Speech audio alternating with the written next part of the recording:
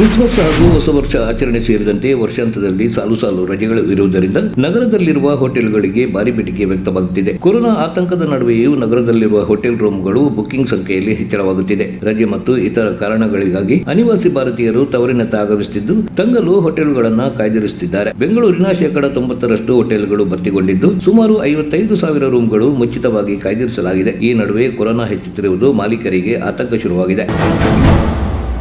ತಿರುವನಂತಪುರದಲ್ಲಿ ನಿಷೇಧಿತ popular front of India ಸಂಘಟನೆ ನಡೆಸಿದ ಹರತಾಳದ ವೇಳೆ ಸಾರ್ವಜನಿಕ ಆಸ್ತಿಪಾಸ್ತಿಗೆ ಆಗಿರುವ ಹಾನಿಯ ನಷ್ಟ ವಸೂಲಿ ಮಾಡುವಲ್ಲಿ ವಿಳಂಬವಾಗಿರುವುದಕ್ಕೆ ಕೇರಳ ಸರ್ಕಾರವು ಅಲ್ಲಿನ ಹೈಕೋರ್ಟ್ ಕ್ಷಮೆ ಕೋರಿದೆ. ಹರತಾಳದಲ್ಲಿ ಭಾಗಿಯಾದವರ ಮತ್ತು ಸಾರ್ವಜನಿಕ ಆಸ್ತಿಪಾಸ್ತಿಗೆ ಹಾನಿ ಮಾಡಿದವರ ಆಸ್ತಿಗಳನ್ನು ಜನವರಿ 15ರ ಒಳಗಾಗಿ ವಶಪಡಿಸಿಕೊಳ್ಳಲಾಗುವುದು. ಈ ಪ್ರಕ್ರಿಯೆ ಪೂರ್ಣಗೊಳಿಸಲು 1 ತಿಂಗಳ ಕಾಲಾವಕಾಶ ಬೇಕು ಎಂದು ಹೈಕೋರ್ಟ್ಗೆ ರಾಜ್ಯ ಸರ್ಕಾರ ಮನವಿ ಮಾಡಿದೆ. ಹರತಾಳ ಸಂಬಂಧಿತ ಹಿಂಸಾಚಾರದ ವೇಳೆ ರಾಜ್ಯ ರಸ್ತೆ ಸಾರಿಗೆ ಸಂಸ್ಥೆಗೆ ಆದ ಹಾನಿಗೆ ಸಂಬಂಧಿಸಿ 5.2 ಕೋಟಿ ರೂಪಾಯಿ ಠೇವಣಿ ಇಡುವಂತೆ ಪಿಎಫ್ಐ ಸಂಘಟನೆಯ ಮಾಜಿ ರಾಜ್ಯ ಪ್ರಧಾನ ಕಾರ್ಯದರ್ಶಿ ಅಬ್ದುಲ್ ಸತ್ತರ್ಗೆ ಹೈಕೋರ್ಟ್ ಸೂಚಿಸಿತ್ತು.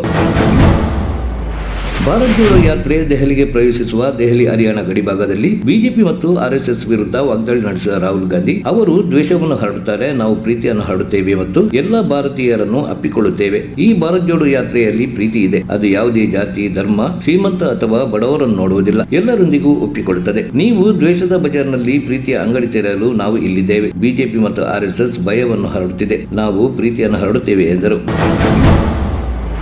ಐಪಿಎಲ್ ಮಿನಿ ಹರಾಜು ಅತ್ಯಂತ ಯಶಸ್ವಿಯಾಗಿ ಮುಕ್ತಾಯವಾಗಿದೆ. ಮಿನಿ ಹರಾಜಿನಲ್ಲಿ ಆಟಗಾರರ ಮೇಲೆ ದಾಖಲೆಯ ಹಣ ಹೂಡಿಕೆಯಾಗಿರುವುದರಿಂದ ಮುಂದಿನ ಆವೃತ್ತಿಯ ಬಗ್ಗೆ ಮತ್ತಷ್ಟು ಕುತೂಹಲ ಹೆಚ್ಚಿದೆ. ಅದರಲ್ಲೂ ವಿದೇಶಿ ಆಲ್ರೌಂಡರ್ಗಳ ಮೇಲೆ ಎಲ್ಲಾ ಫ್ರಾಂಚೈಸಿಗಳು ಹಣದ ಮಳೆಯನ್ನೇ ಸುರಿಸಿದವು. ಹೀಗಾಗಿ ಭಾರತದಲ್ಲಿ ನಡೆಯುವ ಐಪಿಎಲ್ ಭಾರತೀಯ ಆಟಗಾರರಿಗೆ ಉತ್ತಮ ವೇದಿಕೆ ಸೃಷ್ಟಿಸುವ ಬದಲು ವಿದೇಶಿ ಆಟಗಾರರನ್ನು ಶ್ರೀಮಂತನಾಗಿಸುತ್ತದೆ ಎಂದು ಟೀಂ ಇಂಡಿಯಾ ಅಭಿಮಾನಿಗಳು ಬಿಸಿಸಿಐ ವಿರುದ್ಧ ಕಿಡಿಕಾರಿದ್ದಾರೆ.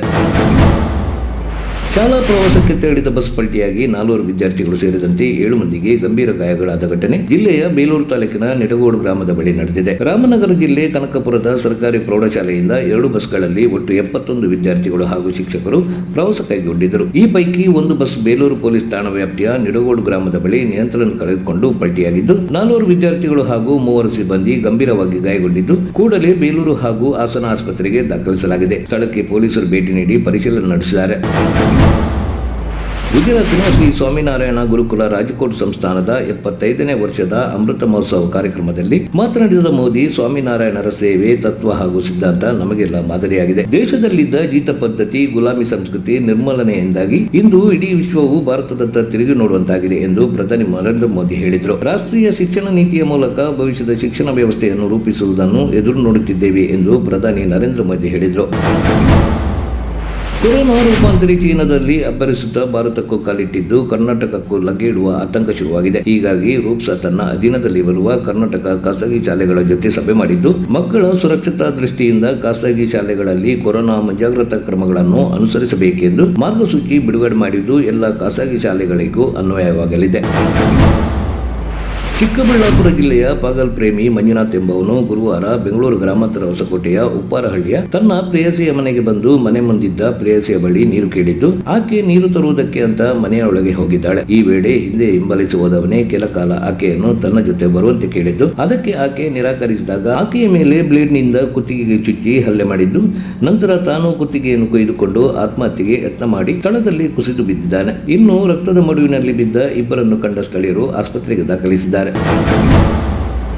ಅಕ್ರಮ ಕಸಾಯಿಖಾನೆಗೆ ಹಿಂದೂ ಜಾಗರಣ ವೇದಿಕೆ ಬೆಳ್ಳಂ ಬೆಳಗ್ಗೆ ದಾಳಿ ನಡೆಸಿದ ಘಟನೆ ದಕ್ಷಿಣ ಕನ್ನಡ ಜಿಲ್ಲೆಯ ಮೂಡಬಿದಿರೆ ತಾಲೂಕಿನ ಅಲಂಗಾರು ಬಳಿ ನಡೆದಿದೆ. ಅಲಂಗಾರು ಆಶ್ರಯ ಕಾಲೋನಿಯಲ್ಲಿರುವ ಗಿಲ್ಬರ್ಟ್ ಮಿರಾಂದ ಎಂಬವನ ಅಕ್ರಮ ಕಸಾಯಿಖಾನೆ ಮೇಲೆ ಬೆಳಿಗ್ಗೆ 4 ಗಂಟೆಗೆ ಹಿಂಜಾಬೆ ಕಾರ್ಯಕರ್ತರು ದಾಳಿ ನಡೆಸಿದ್ದು ವಧೆ ಮಾಡಲು ತಂದಿದ್ದ 4 ಗೋವು ಮತ್ತು ಭಾರಿ ಪ್ರಮಾಣದ ಮಾಂಸ, ದನದ ತಲೆಭಾಗಗಳು ಪತ್ತೆಯಾಗಿವೆ. ಈ ಬಗ್ಗೆ ಪೊಲೀಸರಿಗೂ ಮಾಹಿತಿ ನೀಡಲಾಗಿದ್ದು ಕೆಜಿಗಟ್ಟಲೆ ಮಾಂಸ ಸಹಿತ ಕ್ಲಾರಿನ್ ಅಲ್ವಿನ್ ಮತ್ತು ಗಿಲ್ಬರ್ಟ್ ಮಿರಾಂದ ಎಂಬ ಆರೋಪಿಗಳನ್ನು ಪೊಲೀಸರು ವಶಕ್ಕೆ ನೀಡಿದ್ದಾರೆ. ಈ ಬಗ್ಗೆ ಪೊಲೀಸರಿಗೂ ಮಾಹಿತಿ ನೀಡಲಾಗಿದ್ದು ಕೆಜಿಗಟ್ಟಲೆ ಮಾಂಸ ಸಹಿತ ಕ್ಲಾರಿನ್ ಅಲ್ವಿನ್ ಮತ್ತು ಗಿಲ್ಬರ್ಟ್ ಮಿರಾಂದ ಎಂಬ ಆರೋಪಿಗಳನ್ನು ಪೊಲೀಸರ ವಶಕ್ಕೆ ನೀಡಿದ್ದಾರೆ. ಘಟನೆ ಸಂಬಂಧ ಮೂಡಬಿದಿರೆ ಪೊಲೀಸ್ ಠಾಣೆಯಲ್ಲಿ ಪ್ರಕರಣ ದಾಖಲಾಗಿದೆ. ಆರೋಗ್ಯ ಮತ್ತು ವೈದ್ಯಕೀಯ ಶಿಕ್ಷಣ ಸಚಿವನಾಗಲು ಮಾಜಿ ಡಿಸಿಎಂ ಡಾಕ್ಟರ್ ಪರಮೇಶ್ವರ್ ಅವರು ಕಾರಣ ಎಂದು ಆರೋಗ್ಯ ಸಚಿವ ಡಾಕ್ಟರ್ ಸುಧಾಕರ್ ಹೇಳಿದ್ದಾರೆ. ನನ್ನದು ಮತ್ತು ಸುಧಾಕರ್ದು ತಂದೆ ಮಗನ ಸಂಬಂಧ ಎಂದು ಡಾಕ್ಟರ್ ಪರಮೇಶ್ವರ್ ಅವರು ಹೇಳಿದರು. ಕೊರಟಗೆರೆಯಲ್ಲಿ ಮಾತನಾಡಿದ ಅವರು, ಬಹಳ ಸೂಕ್ಷ್ಮ ದೃಷ್ಟಿಯಿಂದ ನಾವು ಮಂತ್ರಿಗಳನ್ನು ನೋಡುತ್ತೇವೆ. ಎಲ್ಲ ಸಮುದಾಯಗಳ ಅಭಿವೃದ್ಧಿ ಮಾಡಿದ ಸಚಿವರೆಂದರೆ ಅದು ಸುಧಾಕರ್ ಅವರು ಮಾತ್ರ. ಕೊರೋನಾ ಸಂದರ್ಭದಲ್ಲಿ ನಾವೆಲ್ಲ ಬೈದಿದ್ದೇವೆ. ಕುರಿಗಳಿಗೆ ಹಾಕಿದಂತೆ ಮಾಸ್ಕ್ ಹಾಕಬೇಕು ಅಂತ ಸಿಟ್ಟಾಗಿದ್ದೇವೆ. ಈ ವೇಳೆ ಕ್ರಮ ತೆಗೆದುಕೊಂಡು ಲಕ್ಷಾಂತರ ಮಂದಿಯ ಪ್ರಾಣ ಉಳಿಸಿದ್ದಾರೆ. ಸುಧಾಕರ್ ಅವರ ಕ್ರಿಯಾಶೀಲತೆ ನಿಜವಾಗಲೂ ಮೆಚ್ಚುವಂತದ್ದು ಎಂದು ಹೇಳಿದರು.